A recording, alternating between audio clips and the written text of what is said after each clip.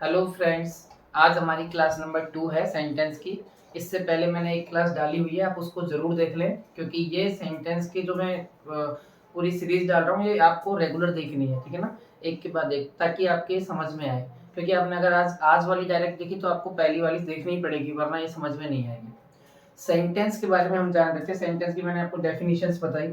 अब सेंटेंस की डेफिनेशन के बाद अगर हम बात करें तो सेंटेंस के टाइप्स की बात करते हैं कि सेंटेंस किस टाइप से आपसे क्वेश्चन पूछता है, कौन कौन से इसके पार्ट्स होते हैं।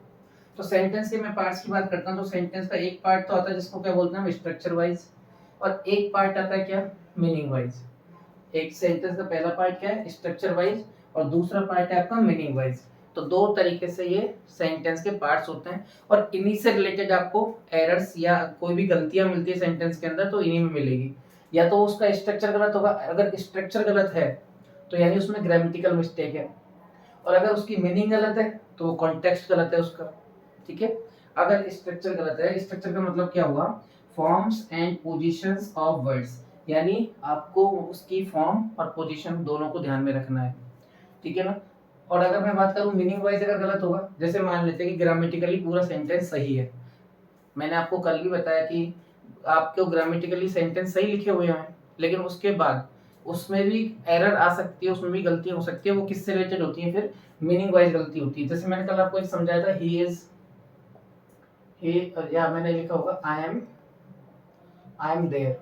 अगर मैं देखूं इसको तो ये सब्जेक्ट है, ये वर्ब है और ये ऑब्जेक्ट है। अकॉर्डिंग टू ग्रामर ये बिल्कुल करेक्ट है, लेकिन इसका मीनिंग सही है क्या? मैंने आपको कल भी बताया था आई एम देयर, मैं वहां हूं, तो मैं तो यहाँ हूं ना, आपके सामने बोल रहा हूँ। तो इसका मतलब क्या हुआ कि आपको स्ट्रक्चर वाइज भले ही अगर सही हो गया तो सेंटेंस गलती होने के चांसेस किसमें होते हैं कि उसमें कोई ना कोई मीनिंग वाली गलती हो सकती है, या मीनिंग से रिलेटेड उसमें कोई ना कोई एरर छुपी हो, ठीक है। तो अब मैं आपको ये बता रहा हूँ कि भाई सेंटेंस जो होता है, सेंटेंस अपने आप में कितने पार्ट्स में बताया, बांटा है मैंने अभी दो पार्ट्स में। पहला मैंने बताया कि स्ट्रक्चर वाइज होता है, दूसरा मैंने बताया मीनिंग वाइज होता है। स्ट्रक्चर वाइज में क्या होगा, ग्रामेटिकल चीजें रखी जाएंगी, और मीनिंग वाइज में उसका कॉन्टेक्स्ट समझा जाएगा। स्ट्रक्चर में हमें क्या पता होना चाहिए, forms and positions of words, आपको वर्ड की फॉर्म और उसकी पोजीशन को ध्यान में रखना है। जबकि मीनिंग वाइज में क्या पता करना होगा, कॉमन सेंस, यानी वो सच में ऐसा कॉमन सेंस निकलना चाहिए उस मीनिंग, उसका कोई ना कोई मीनिंग होना चाहिए, ऐसा नहीं कुछ भी लिख दिया आपने। अब जब मैं स्ट्रक्चर वाइज की बात करता हूँ तो इसमें वर्ड्स आते हैं, ठीक है ना। सेंटेंस के पार्ट में क्या आते हैं, वर्ड्स, फ्रेजेस और क्लॉजेस। अब ये होते क्या है इनको मैं डिटेल में बताऊंगा अभी, पर इतना समझ में आ गया कि वर्ड्स होते हैं, मतलब जब भी हम स्ट्रक्चर वाइज बात करते हैं सेंटेंस की तो उसमें पहली बात वर्ड्स, दूसरा फ्रेजेस और तीसरा क्लॉजेज आती हैं। जबकि हम मीनिंग वाइज अगर बात करें तो मीनिंग वाइज में क्या आता है, सब्जेक्ट आता है, फिर प्रेडिकेट आता है। जब भी हम मीनिंग वाइज या कॉमन सेंस की बात करेंगे तो कॉमन सेंस में हम किसके ध्यान रखेंगे, या तो सब्जेक्ट का या फिर प्रेडिकेट का। अब आपको लग रहा होगा सर ये सब्जेक्ट और प्रेडिकेट क्या है, तो सब्जेक्ट प्रेडिकेट को हम समझेंगे। देखो, मैंने सेंटेंस के दो पार्ट बनाए, एक तो स्ट्रक्चर वाइज और एक मीनिंग वाइज। स्ट्रक्चर वाइज ये इसके तीन पार्ट होते हैं, वर्ड्स, फ्रेजेस और क्लॉजेज। जबकि मीनिंग वाइज इसके दो पार्ट्स होते हैं, कौन कौन से, सब्जेक्ट और प्रेडिकेट। इतना बात सबको क्लियर है क्या? अरे बोलो हाँ। देखो एक बार इसको नोट कीजिए, सेंटेंस को देखो। सेंटेंस का हमने बताया कि ये दो टाइप बताया मैंने आपको। पहला क्या बताया, पहला मैंने आपको बताया कि ये मीनिंग वाइज, स्ट्रक्चर वाइज और एक मीनिंग वाइज।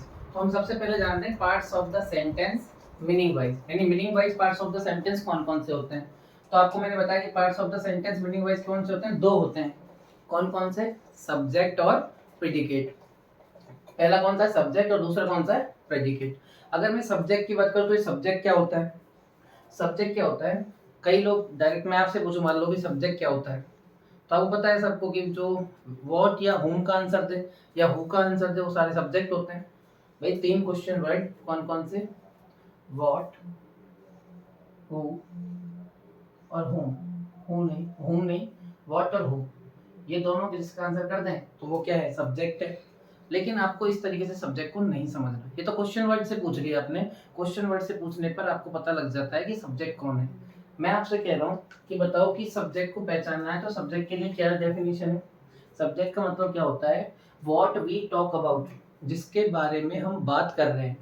जो भी हम बात कर रहे हैं, जिसके बारे में हम बात कर रहे हैं वो क्या होता है, वो होता है उसका सब्जेक्ट, जिसके बारे में भी हम बात कर रहे हैं। और प्रेडिकेट क्या होता है, what is told about the subject, यानी सब्जेक्ट के बारे में जो चीज बताई जा रही है, चाहे कुछ भी बताया जाए फिर, यानी सब्जेक्ट के बारे में जो चीज बताई जा रही है, यानी उसने क्या बात की है, भाई जिसके बारे में हम बात कर रहे हैं वो तो क्या हुआ, सब्जेक्ट। और उस जिसके व्हाट वी टॉक अबाउट, ये तो क्या हुआ, सब्जेक्ट। और what is told about the subject, जो भी सब्जेक्ट के बारे में बताया जा रहा है वो सारा क्या है, प्रेडिकेट है। ठीक है, जैसे मान लो मैंने लिखा सेंटेंस है, तो सेंटेंस अपने आप में क्या हुआ, एक मान लेते हैं मैसेज है। सेंटेंस अपने आप में क्या हुआ, मैसेज। जैसे आपने किसी को मैसेज किया पूरा एक सेंटेंस लिख के, तो वो एक मैसेज है। अब उस मैसेज में आपने जो मेन पॉइंट लिखा है, उस मैसेज का जो मेन पॉइंट है वो क्या है, टॉपिक, यानी किस बात पे लिखा है, टॉपिक क्या है उसका, वो क्या हो गया उसका सब्जेक्ट। उस मैसेज की जो डिटेल्स हैं, जो भी मैसेज में आपने डिटेल डाली है, कि जो भी डाली है अपने एक्स वाई जेड, उस डिटेल्स को हम क्या बोलते हैं, प्रेडिकेट। मैंने कहा कि एक मैसेज क्या है, एक मैसेज अपने आप में एक सेंटेंस है, और मैसेज का जो टॉपिक है वो क्या हो गया उसका सब्जेक्ट, और मैसेज की जो डिटेल्स हैं वो क्या हो गई उसकी प्रेडिकेट हो गया। मैं कुछ एग्जांपल से आपको इनको बताऊंगा, अब आप खुद बताएंगे कि मैं बताऊं सब्जेक्ट कौन सा और प्रेडिकेट प्रेडिकेट कौन सा है। ठीक है, एक बार आप नोट कीजिए। देखिए अब कुछ एग्जांपल्स हैं, उन एग्जांपल्स में से आपको बताना है कि सब्जेक्ट कौन है और प्रेडिकेट कौन है। एग्जांपल्स में से ही आपको बताना है कि सब्जेक्ट कौन है और प्रेडिकेट कौन है। मैंने यहाँ पर आपके सामने 5 सेंटेंस लिखे हैं। इन पांचों सेंटेंस में जिसके बारे में बात की जा रही है वो तो हो गया सब्जेक्ट, और जिसके बाद जो बात की जा रही है वो क्या हो गया, वो हो गया आपका ऑब्जेक्ट। तो देखो, the only women capable of doing this, यानी केवल एक महिला है वो जो ये काम कर सकती है। तो ये पूरा का पूरा बताओ इस सेंटेंस का सब्जेक्ट हुआ कि नहीं हुआ, ये पूरा का पूरा क्या हो गया, सब्जेक्ट है। लिव्स देयर, अब लिव्स देयर वो यहाँ रहती है, भाई ये पूरा का पूरा एक सेंटेंस का सब्जेक्ट है ना, कि मैंने बोला the only woman capable of doing this, यानी ये केवल वही, ये केवल महिला है जो ये काम कर सकती है, तो उसके बारे में बताया तो मैंने लिख दिया सब्जेक्ट। लिव्स देयर, इस महिला के बारे में क्या बताया कि ये वहाँ रहती है, ये वहाँ रहती है। इसका मतलब ये तो पूरा क्या हो गया, इसके बारे में बात कर रहे हैं तो ये सब्जेक्ट हो गया। और ये इसके बारे में लिखा क्या है कि लिव्स देयर, तो ये क्या हो गया इसका प्रेडिकेट। अब कईयों को क्या लगता है कि सब्जेक्ट जो होता है ना वो छोटा सा होता है, प्रेडिकेट होता है जो बड़ा होता है, जबकि ऐसा बिल्कुल नहीं है। ठीक है ना, सब्जेक्ट एक लाइन का भी हो सकता है, सब्जेक्ट बहुत बड़ा भी हो सकता है, अपने अकॉर्डिंग होता है वो, मतलब जिस तरीके जिसके बारे में बात की जाती है उसके अकॉर्डिंग होता है। अब यहाँ पे लिखा है जैसे it will help you become immune to seasonal diseases. It क्या है यहाँ पर बताइए, इट इसके बारे में तो बात हो रही है, इट के बारे में, तो इट कौन हो गया इसका सब्जेक्ट। और will help you become immune to seasonal disease क्या हो जाएगा इसका, ये हो जाएगा प्रेडिकेट। क्या हो जाएगा ये इसका प्रेडिकेट, क्योंकि इट के बारे में बात की गई है। और क्या बात की है इसके बारे में, कि ये हेल्प करेगा आपको इम्यून होने में, कौन से में, सीजनल डिजीज के लिए। अब देखो सब्जेक्ट एक लाइन का ही है और प्रेडिकेट इतना बड़ा हो गया, तो ये जरूरी नहीं है, आपको बस देखना होता है कि सब्जेक्ट किसके बारे में बात की जा रही है वो सब्जेक्ट है, बाकी बचा हुआ क्या है, प्रेडिकेट। दूसरी बात, अगर प्रेडिकेट है तो प्रेडिकेट बिना वर्ब के नहीं आएगा। प्रेडिकेट हमेशा किस में आता है, वर्ब के साथ आएगा, यानी मेन वर्ब जो लिखी होगी वो किस में लिखी होगी, प्रेडिकेट में लिखी होगी। जैसे यहाँ पर लिखिए हेल्प, ठीक है ना, यहाँ पर भी लिखिए लिव्स, ये मेन वर्ब है। बिना वर्ब के, बिना वर्ब के कभी प्रेडिकेट नहीं हो सकता। अब कई बार पूछते हैं कि सर मान लो सब्जेक्ट, एक वर्ड सब्जेक्ट और एक वर्ड ही प्रेडिकेट हो, तो ऐसा हो सकता है, लेकिन जो एक वर्ड जो आपका प्रेडिकेट होगा वो प्रेडिकेट अपने आप में वर्ब होगी, ये ध्यान रखना।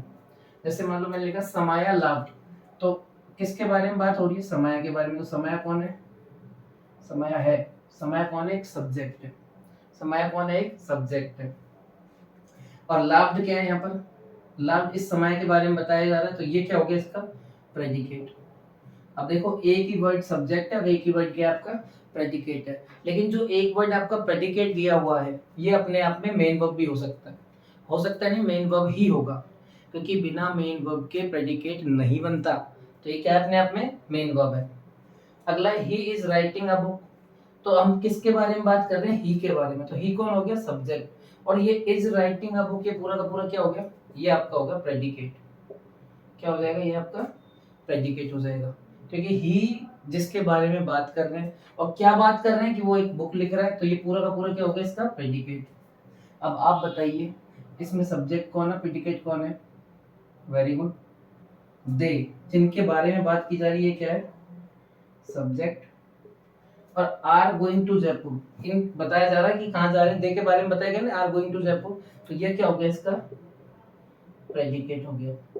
आप, मैं एक क्वेश्चन लिख रहा हूँ, आप उसका कमेंट में आंसर देना, मैं जरूर देखूंगा, कमेंट सबको करना है, सबको कमेंट करना है कि आपने का आंसर क्या है, कि कौन सब्जेक्ट है उसमें और कौन प्रेडिकेट है। मैं क्वेश्चन लिख रहा हूँ, देखना। मैं लिखा the apples of Kashmir is very delicious. The Apple of Kashmir is very delicious. देख लीजिए आप सेंटेंस को, the apples of Kashmir is very tasty लिख लो, और डिलीशियस नहीं लिखना, तो एक ही बात, टेस्टी। ठीक है, आपको बताना है इस पूरे सेंटेंस में सब्जेक्ट कौन है और प्रेडिकेट कौन है। कमेंट सबके चेक करूंगा, मुझे कमेंट चाहिए सबके। ठीक है, नोट कीजिए इसको एक बार।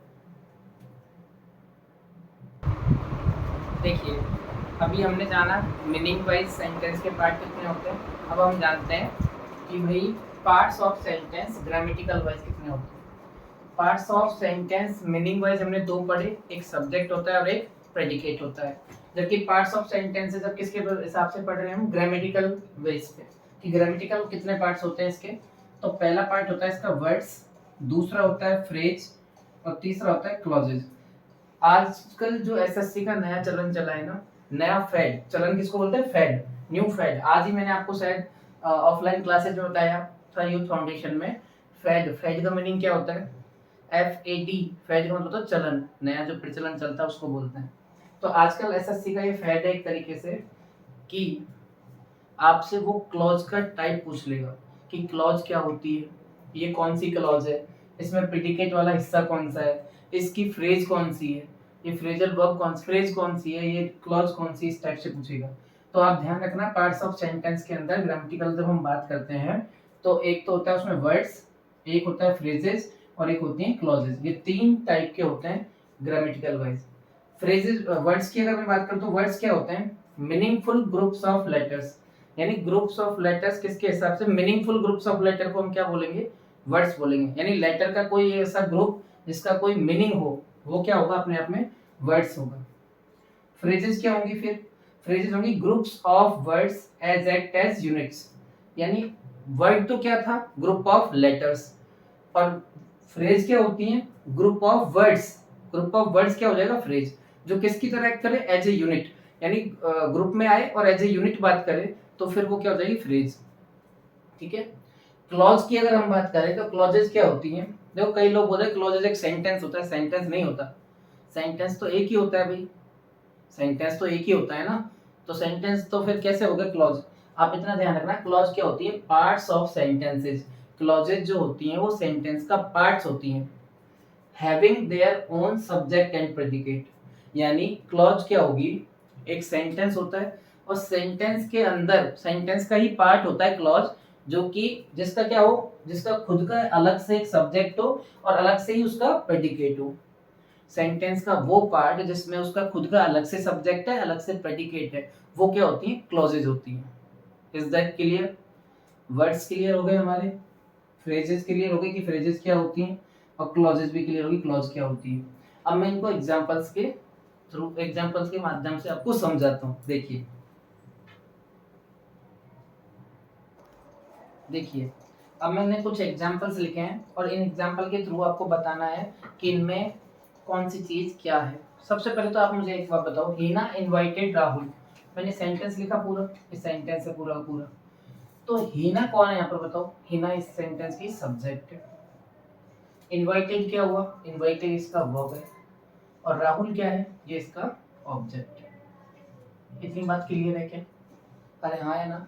हीना कौन है सेंटेंस की? सब्जेक्ट हो गई, इनवाइटेड वर्ब है, और राहुल क्या है? ऑब्जेक्ट है। अब मुझे बताओ कि यहाँ पर जो सब्जेक्ट लिखा है ये एक वर्ड है या नहीं है?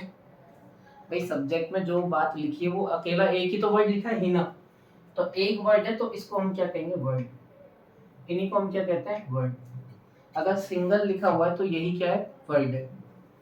इनवाइटेड एक वर्ब लिखी हुई है यहाँ पर, और वर्ब में बताओ कोई दूसरा वर्ड लिख रहा है या खाली एक ही वर्ब है, एक ही वर्ड है, इसलिए ये भी क्या है, वर्ड है।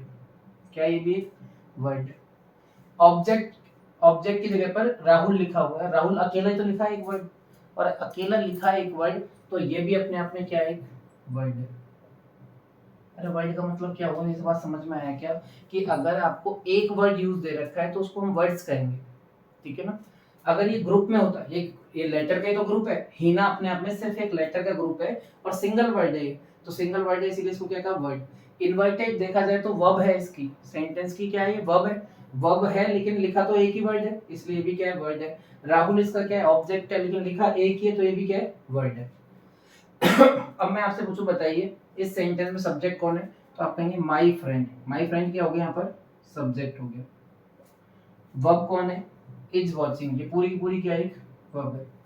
और एन एक्शन मूवी क्या हो गया, ये इसका ऑब्जेक्ट है।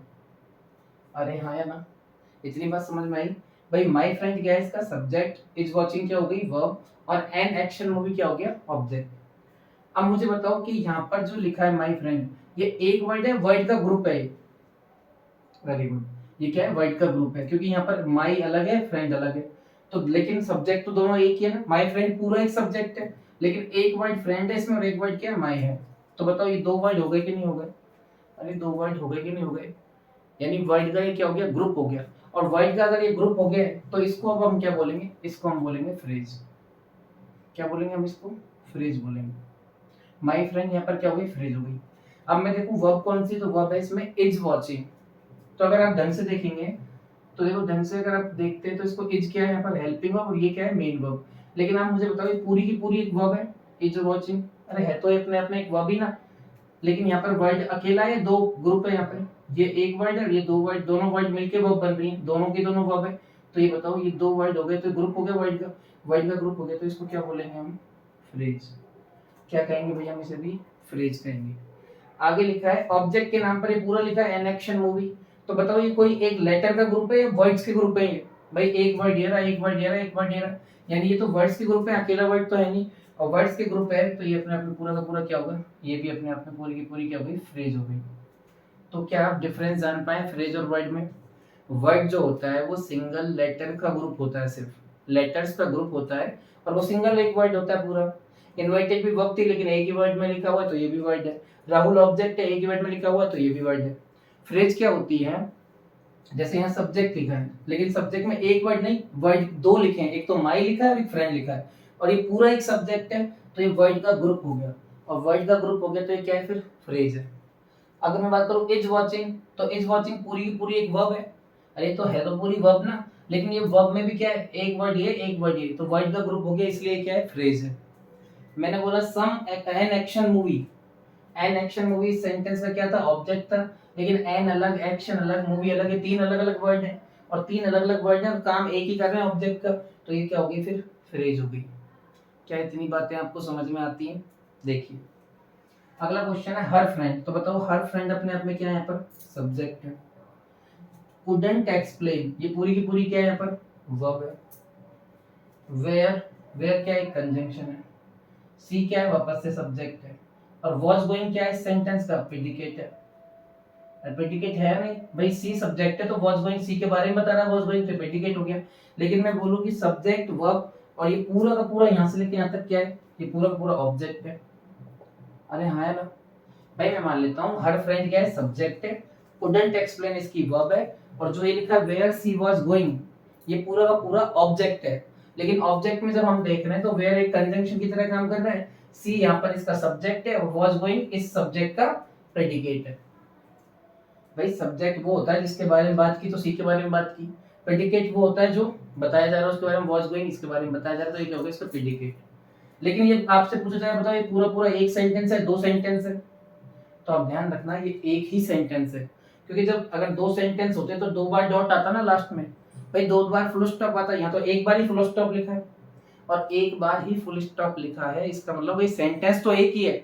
अब इसके पार्ट्स हैं, जैसे हर फ्रेंड इसका सब्जेक्ट हो गया, कुडंट एक्सप्लेन इसकी वर्ब हो गई, वेयर सी वाज गोइंग इसका ऑब्जेक्ट हो गया, जिसमें भी वेयर क्या है, कंजंक्शन है, सी क्या है, सब्जेक्ट है, और इस सी का पूरी सेंटेंस सी वाज गोइंग, इस पूरी का पूरा क्या है, ये प्रेडिकेट है। ठीक है ना। अब देखो अगर मैं इस हर फ्रेंड की बात करूं जो आपने सब्जेक्ट माना है, तो मुझे बताओ ये वर्ड है या फ्रेज है या क्या है। तो आप कहेंगे सर ये वर्ड नहीं है, वर्ड होता तो अकेला होता। हर फ्रेंड पूरा का पूरा क्या है, एक फ्रेज है। क्या है यहाँ पर, एक फ्रेज। couldn't एक्सप्लेन, ये दो वर्ड मिलके वर्ब बन रही है, तो ये भी क्या है अपने आप में, ये पूरा का पूरा क्या है, फ्रेज है। ये भी पूरा का पूरा क्या हो गया, फ्रेज हो गया। ये भी फ्रेज था। और अगर मैं बात करूं वेयर सी वाज गोइंग, ये ऑब्जेक्ट है। भाई वेयर सी वाज गोइंग क्या है, ऑब्जेक्ट। लेकिन ये ऐसा ऑब्जेक्ट है जिसमें कंजंक्शन भी है और सब्जेक्ट के साथ उसका प्रेडिकेट भी है। तो याद करो मैंने आपको क्लॉजेस में बताया है कि क्या बताया है, कि सेंटेंस का ऐसा पार्ट जिसके पास अपना सब्जेक्ट, अपना ऑब्जेक्ट, अपना सब्जेक्ट और अपना प्रेडिकेट होता है, वो अपने आप में क्या होता है, क्लॉज होती है। तो ये पूरा का पूरा क्या बन गया आपका, क्लॉज। ये पूरा का पूरा क्या बन गई है, क्लॉज। सेंटेंस का ऐसा पार्ट जिसका अपना सब्जेक्ट, अपना प्रेडिकेट हो, उसे हम क्लॉज कहते हैं।